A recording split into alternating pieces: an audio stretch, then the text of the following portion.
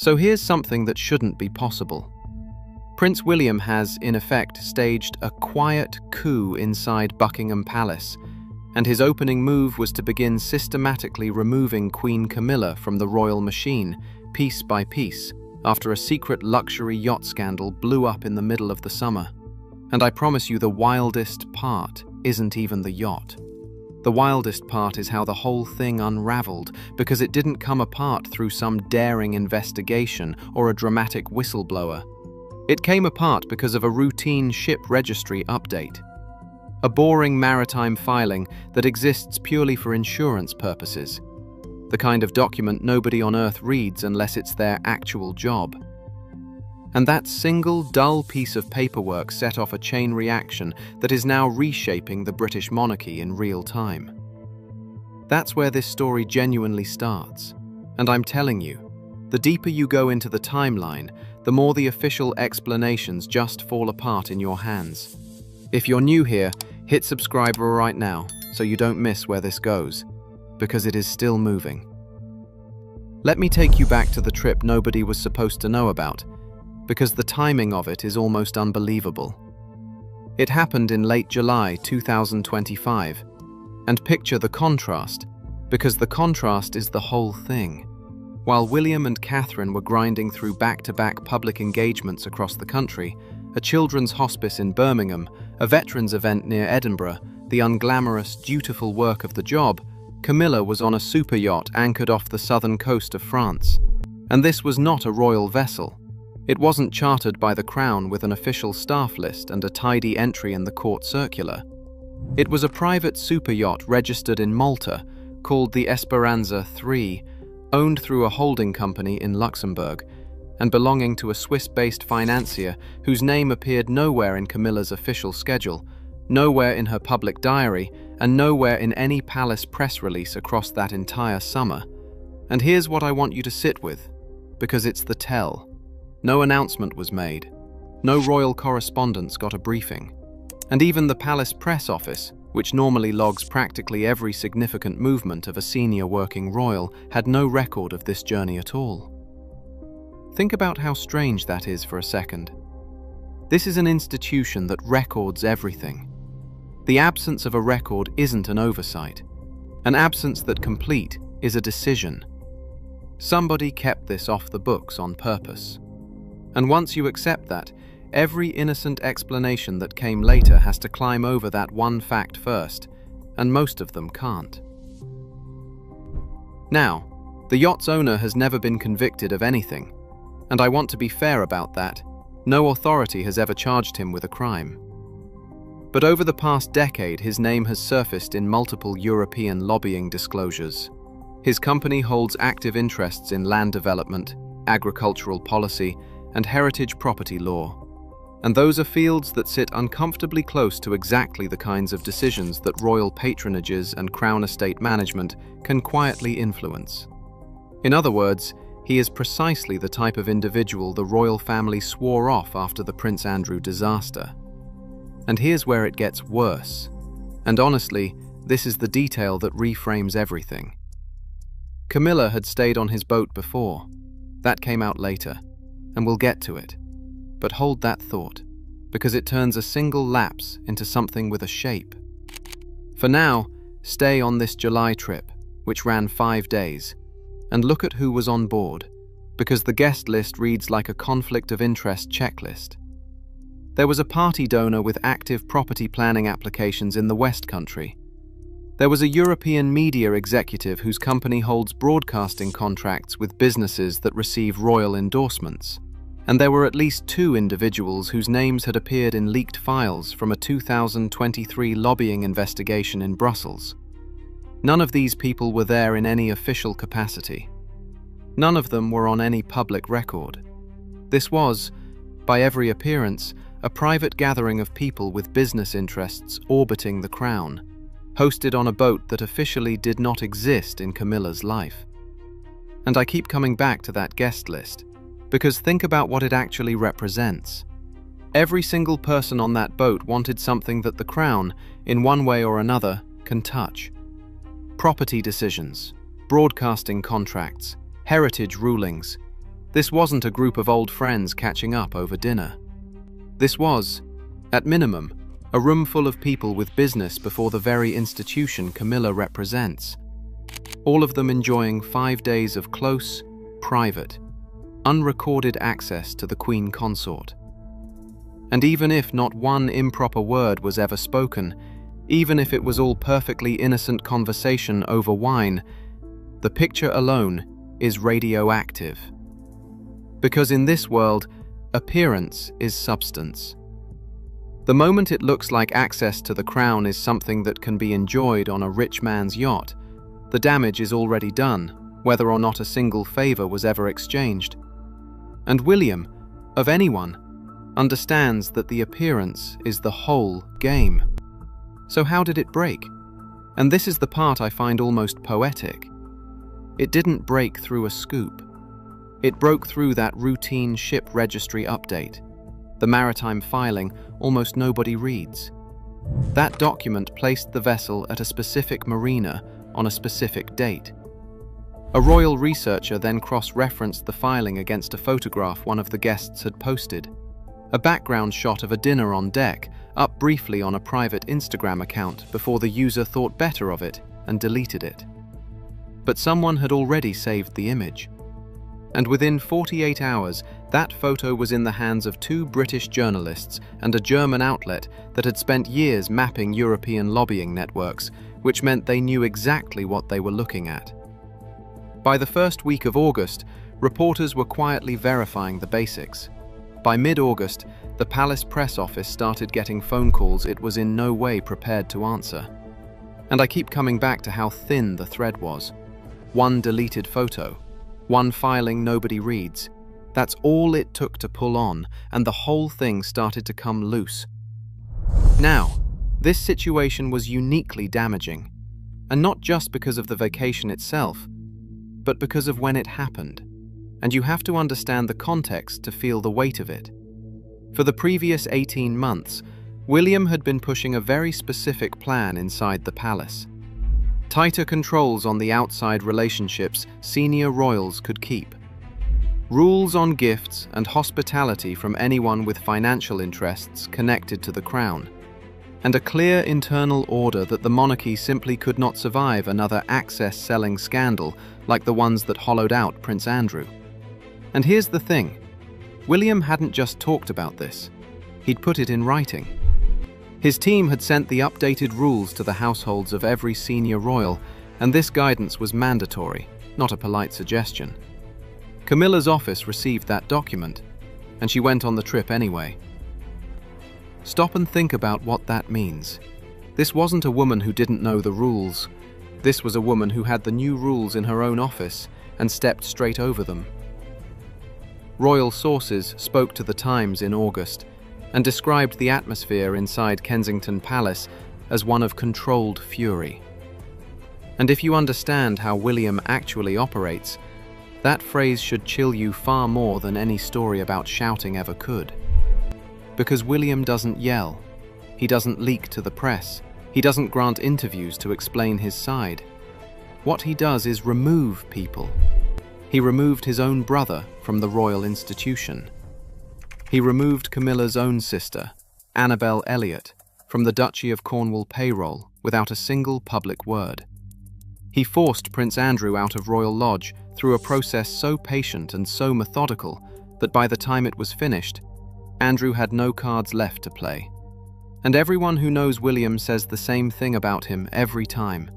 When he decides something is over, it is completely over. The announcement, if it ever comes at all, is just paperwork catching up to a decision he made long ago. So by late August, the question inside palace circles was never whether William would act. It was only how, and how fast. But before we get to his reaction, there's a detail we have to stop on because it changes the entire shape of the story. Who told him? Because William didn't learn about this from the news. He knew before journalists had even started making their first calls. Someone inside that small circle who knew about the trip, a guest, a staffer, someone connected to the owner, made sure the details went straight to Kensington Palace. And in this world, that is not just a leak. That is a warning. It means at least one person who was there, or close to there, believed that whatever happened on that boat was wrong enough to hand directly to the future king, which tells you William had a source deep inside the circle. And honestly, that reframes everything that follows, because it proves the scandal never caught him by surprise. Somebody deliberately placed the information in his hands to make him act, and he did.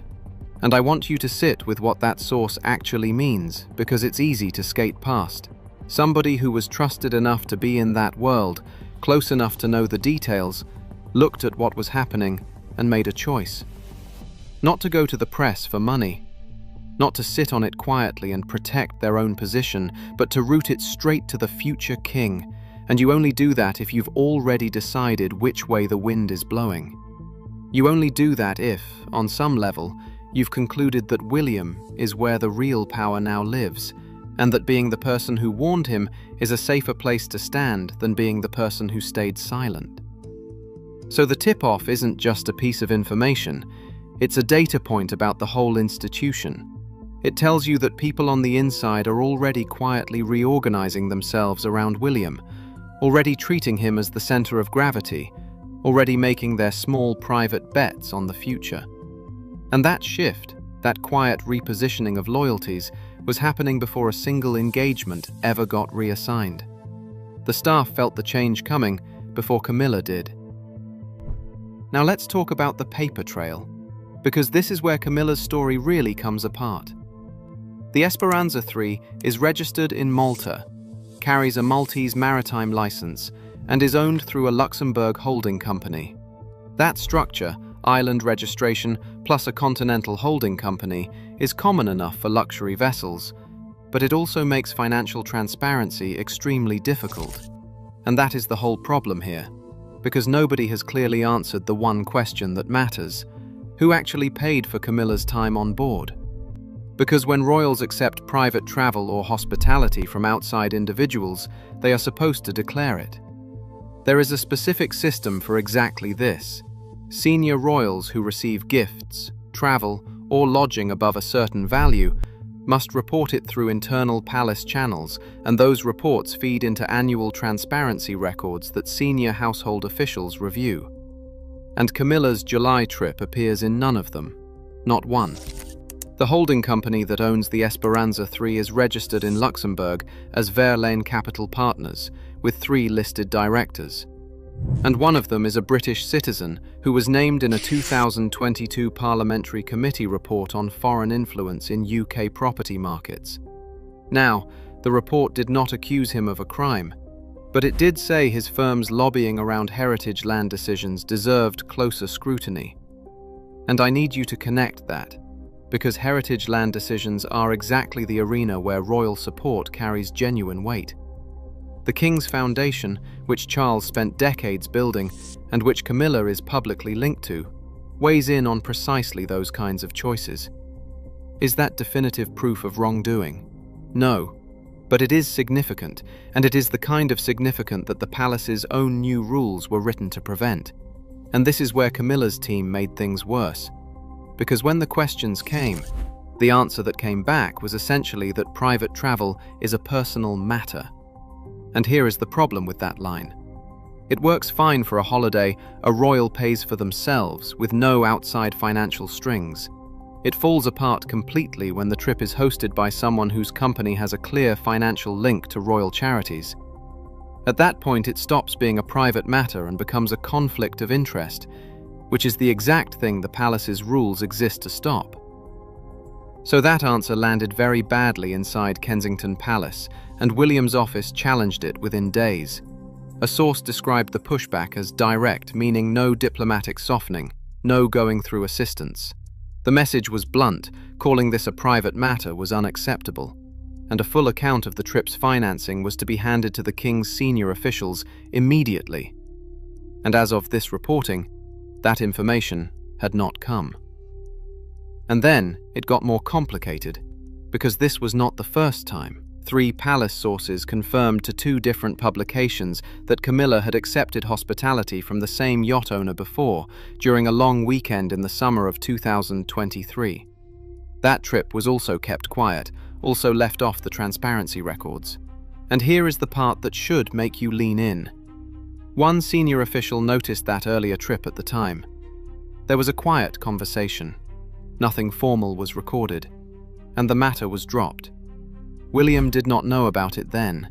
He knows about it now, and that single fact changes the entire character of the story, does it not? Because what first looked like one mistake is suddenly a pattern that was flagged once and then buried. And the same man hosted Camilla again 2 years later after making financial contributions to royal structures. When you line those pieces up, they stop looking like coincidence. And William's team did line them up, because the key document for them was not the port list at all. It was the charity accounts. They cross-referenced a £40,000 donation from Verlaine Capital Partners against the dates of both yacht trips. Then they checked it against a 2024 planning application submitted by a branch of that same holding company for a heritage site in Somerset. The application was rejected, but here is the detail that matters. It was reviewed by a body that included advisors appointed by the royals. Now, nobody is saying Camilla stepped in to influence the outcome, and I want to be careful there.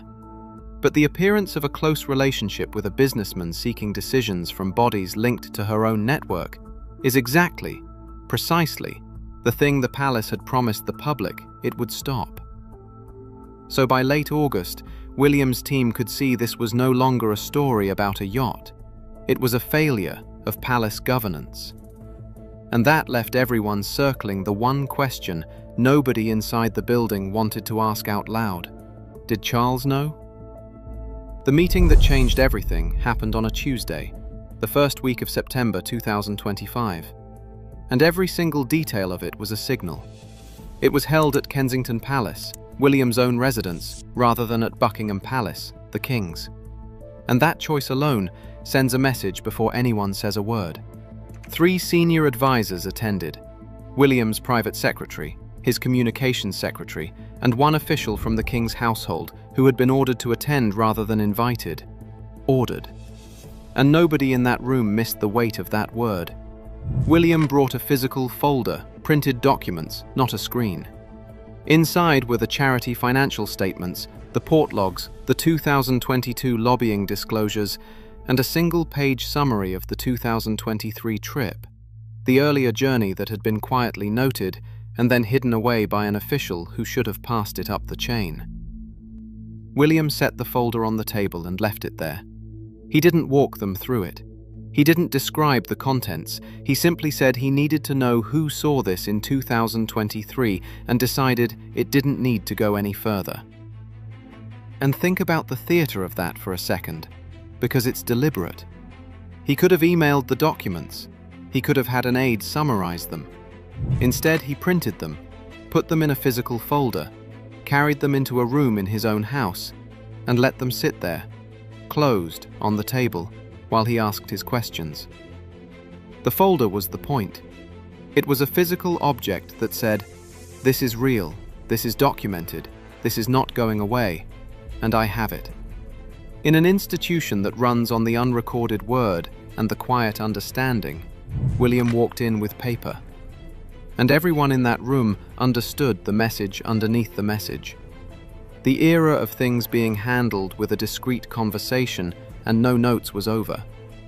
And the official from the King's household, a man with more than 15 years of palace experience, couldn't give a clear answer. He knew the earlier trip had been flagged. He didn't know who had decided to keep it off the record, and that vagueness did not satisfy William, and he let that be felt. According to a source with direct knowledge of the meeting, what followed was not a shouting match, it was quieter than that, and far more uncomfortable. William walked through the paper trail step by step. The first trip, the donation, the planning application, the second trip. He laid them out in chronological order, and then he asked one simple question. At what point was my father informed? And the answer, it turned out, was complicated in the worst possible way. Charles had been told about the July trip, but only as a casual update, not a formal disclosure. He knew about it the way a husband knows his wife is going on a holiday. the location, the rough dates, that she was traveling with friends. He had not been told who owned the yacht. He didn't know about the Luxembourg holding company, the lobbying history, or the donation. Whether he ever thought to ask is a separate question, and it's one nobody in that room was willing to answer out loud. William sat in silence for a moment. Then he said the king didn't know, because the system had failed to protect the right things. And then he made 3 specific demands. First, a full written disclosure of both trips to the king's principal private secretary within 7 days. Second, a full review of Camilla's patronages to check for links to outside donors. Third, an immediate suspension of all contact between Camilla's household and the yacht owner. And Camilla pushed back on that last demand, through Charles. The king called William the next day and argued that Camilla had never intended to deceive anyone and that a formal review would only leak. And William's answer, I think, tells you everything about where power actually sits in that building now. He told his father plainly that the story was already out, and the palace could either manage the situation or be destroyed by it. Charles didn't agree right away, but he didn't tell William to stop either. And by the end of the week, when Camilla's office sent a partial disclosure, William's team rejected it immediately as incomplete. A future king's office formally rejecting the Queen Consort's office that has no modern precedent. None. A stalemate set in, with Camilla's people providing only the bare minimum. And then the stalemate broke, hard, when a new piece of information surfaced from inside the palace. One of the yacht guests had held an unlogged meeting in London with a member of Camilla's patronage advisory board, just 6 weeks before the trip. Now, let me show you the first time any of this became visible from the outside, because it's such a small thing that almost everyone missed it. There's a photograph from September 12, 2025, of Charles arriving at a film premiere in London, completely alone. Camilla had been on the original program. She wasn't there. The official reason was a scheduling conflict. No further detail. And royal correspondents noted it and moved on, and most people thought nothing of it. But inside the palace, that absence was not a scheduling conflict. It was the first visible crack, the first outward sign that something had shifted in how Camilla's public commitments were being managed, and who was now doing the managing. And to understand why that shift was even possible, you have to talk about the thing the palace never quite says out loud. Charles has been in cancer treatment since February 2024. He hasn't discussed the specifics beyond that initial statement. But what's known from palace sources and medical correspondence is that his treatment has forced real changes to his working pattern. Engagements reduced, overseas travel limited, days when he simply isn't well enough to be in the room. And that physical reality has quietly rearranged the balance of power inside the palace in a way no announcement has ever formally acknowledged. Because think about the mechanics of it. When the king isn't well enough to chair a discussion, someone else chairs it. When he can't review a document, someone else reviews it.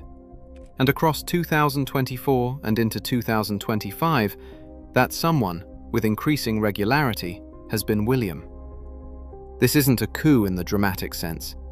It's just what happens in any institution when the person at the top is managing a serious illness and has a capable, willing deputy ready to absorb the load.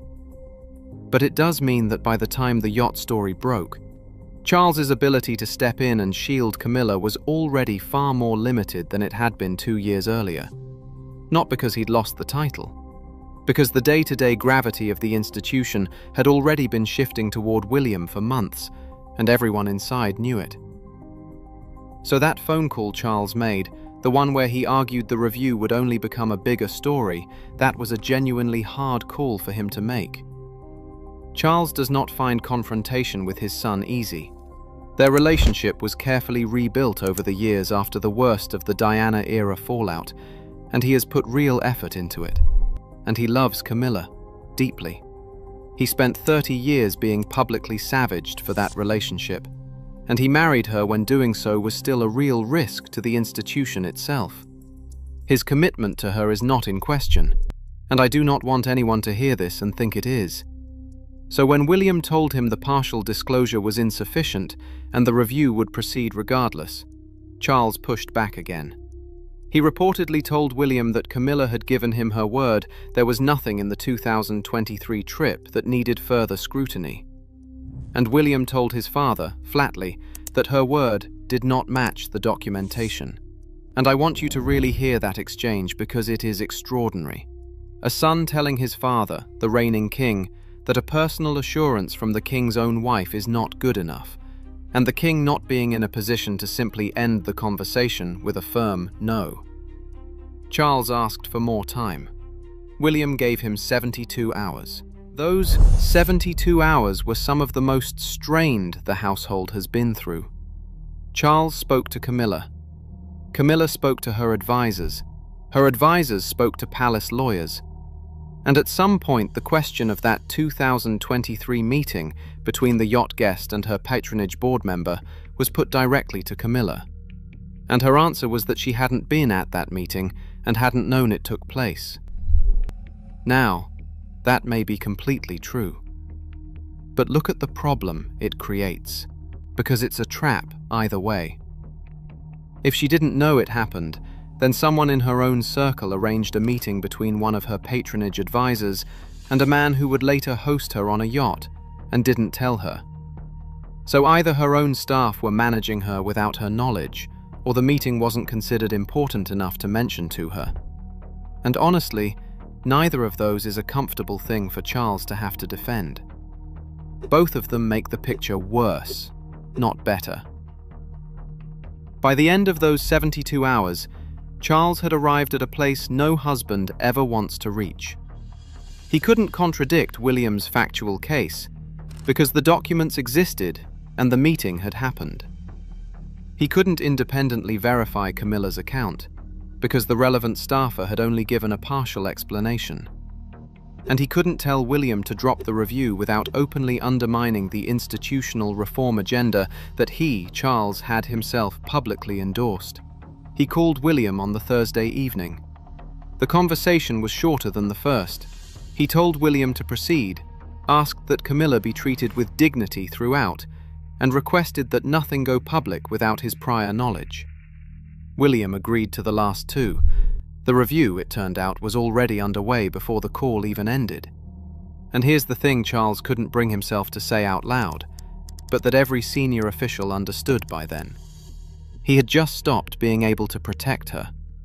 The space where his protection used to operate had quietly closed around him while he was focused on staying well enough to keep working. Camilla had built her entire security inside this institution on Charles's ability to shield her. And that shield had just developed a crack far too wide to patch. So what does removal actually look like in a place like this? Because it's worth understanding, since it's happening in plain sight. Camilla's autumn schedule, as drafted by her household back in July, had 14 solo engagements between October and December. Patronage visits, charity dinners, the opening of a hospital in Cardiff, 2 literary events for her reading initiative, a keynote at a women's leadership conference in Edinburgh, and by the end of September, 6 of those had been quietly reassigned. Not cancelled, notice, reassigned, handed to a different royal for the same date and the same event. The organizations were told it was down to scheduling pressures and nothing more was offered. And nobody asked questions publicly because that's not how you stay on good terms with the palace. But the royal correspondents noticed instantly, and so did Camilla's own staff. Because this is exactly how removal works inside a royal institution. It doesn't arrive with a statement or a scene. It arrives through a diary that keeps getting shorter, through briefing documents that stop landing on your desk, through meetings that start happening without you. The entire machinery of royal life runs on access to information, to events, to the people who make decisions. And when that access shrinks, your influence shrinks with it. Quietly and completely. Staff start to sense their futures are no longer tied to your office, and the power shift finishes without a single word ever being spoken. William didn't need to issue a statement about Camilla. He just needed the diary to do the talking. And the staffing changes came in 2 phases, which is its own tell. In early October, 2 senior members of Camilla's team, her deputy private secretary and a senior communications advisor, were told their roles were being restructured as part of a palace efficiency review.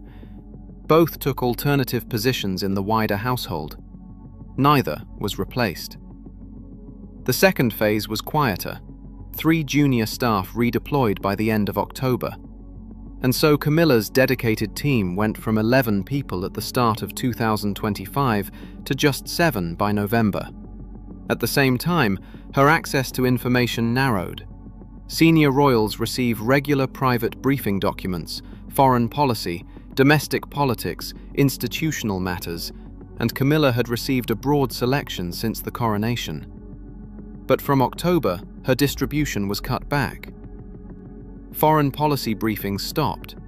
Unrelated institutional briefings stopped. She went from being kept informed as a matter of course to a strict need-to-know basis, and that, more than the diary, is how you can measure it.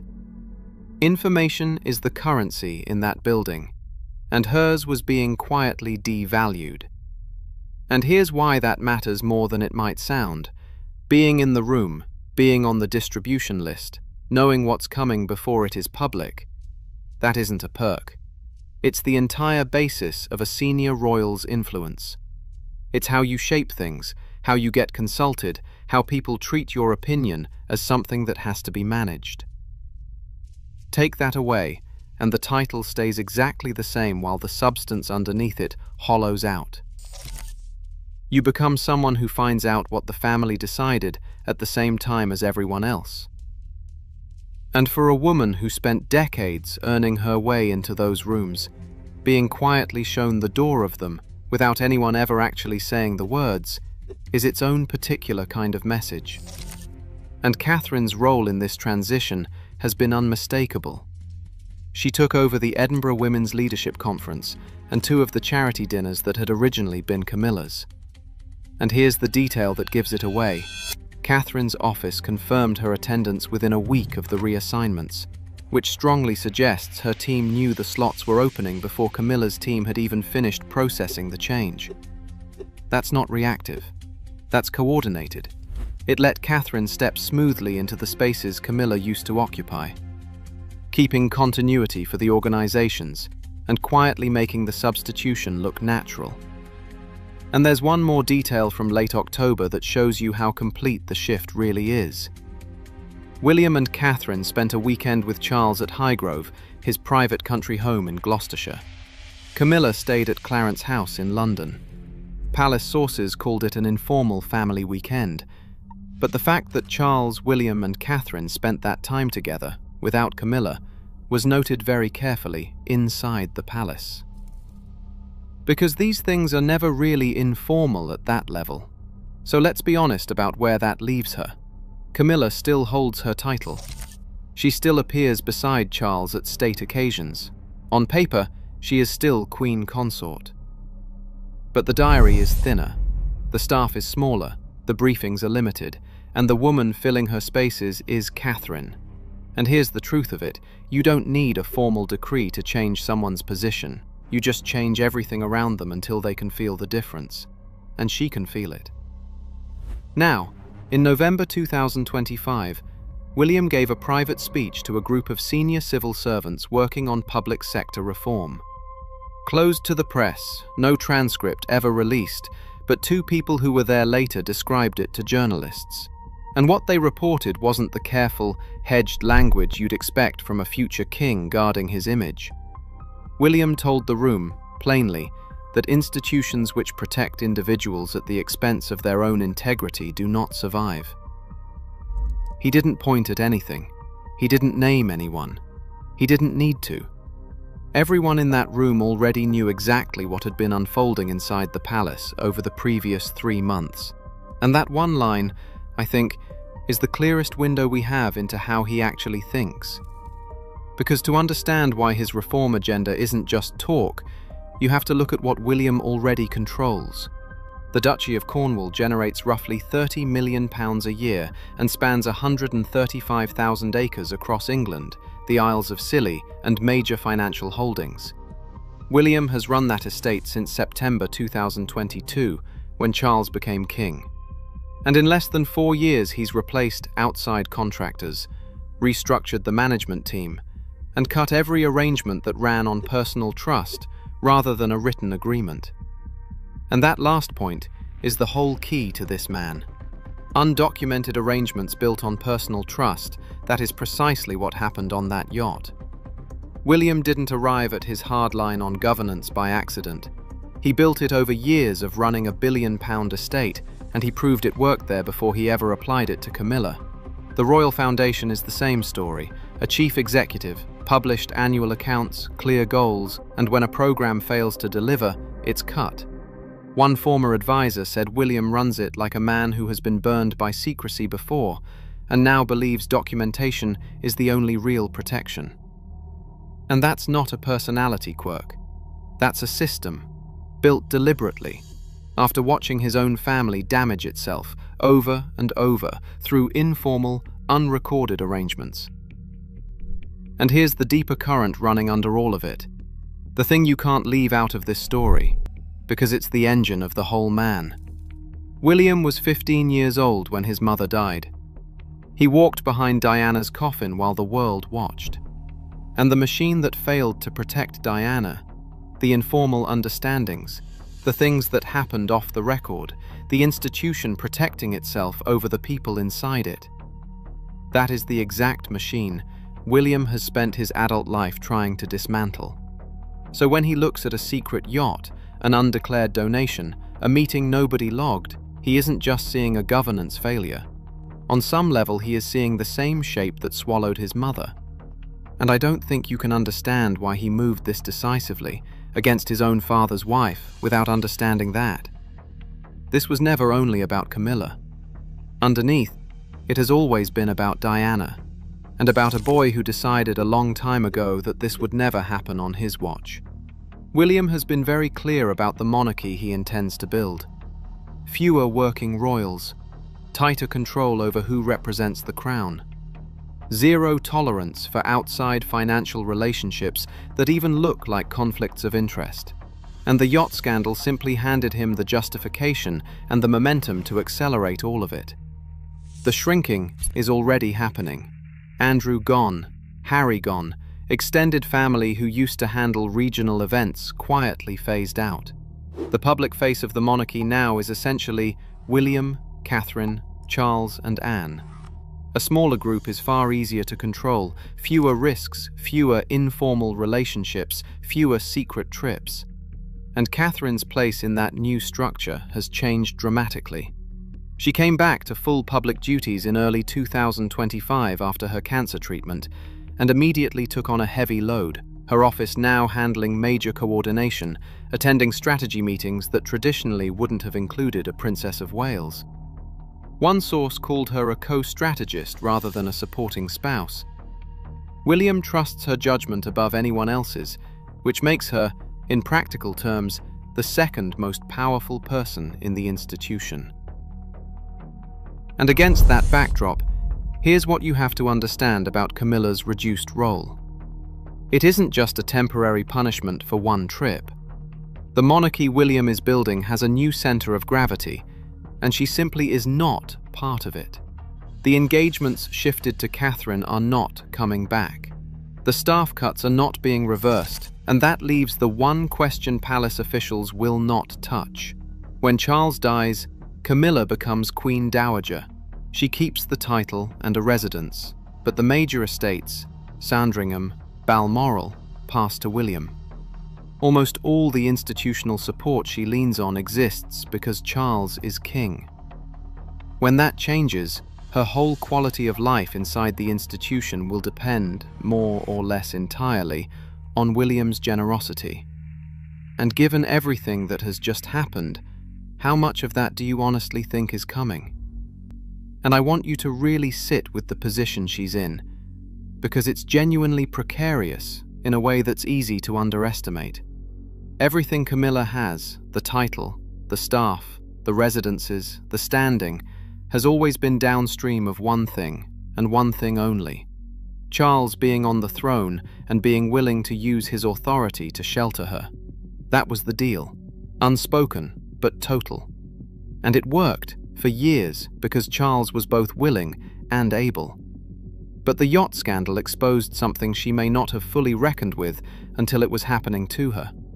The willing part was never in doubt. It was the able part that quietly failed.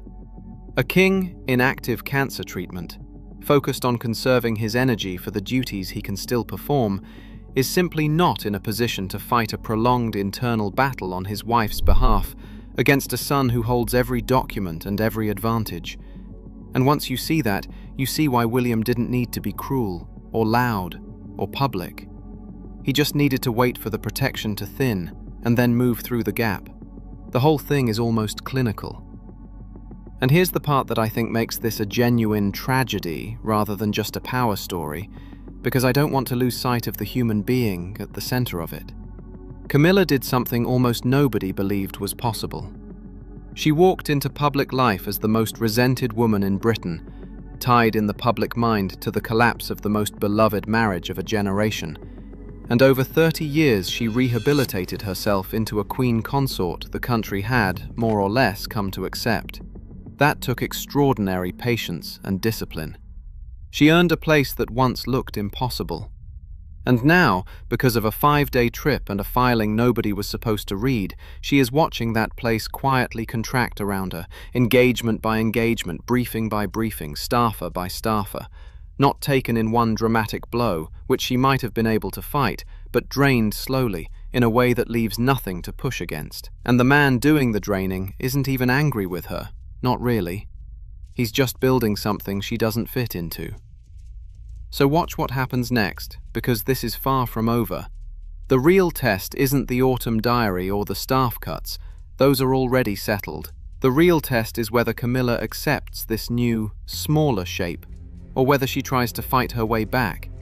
Because the moment she genuinely pushes, she forces the one confrontation everyone has been carefully avoiding, the one where Charles has to choose out loud between his wife and his heir's vision of the future. And here's what I keep thinking. William has almost certainly already gamed that out.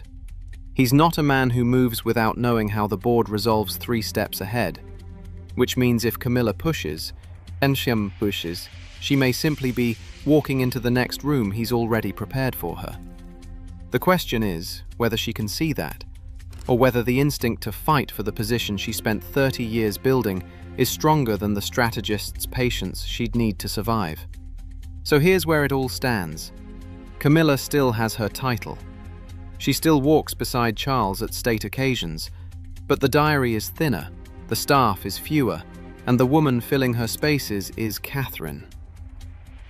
And I'll leave you with the 3 questions nobody inside that palace is willing to answer right now. Did Camilla genuinely not understand the risk she was taking? A woman that experienced with the new rules sitting in her own office. Is William right to move this decisively, or is he building a monarchy so tightly controlled that it leaves no room at all for human error? And when Charles is gone, will William extend the generosity Camilla is going to desperately need? From a man who has never forgotten whose shadow hangs over his childhood. Tell me what you think down below. And if you want to be here when the next piece of this surfaces, and it will, make sure you're subscribed. Thanks for watching, and I'll see you in the next one.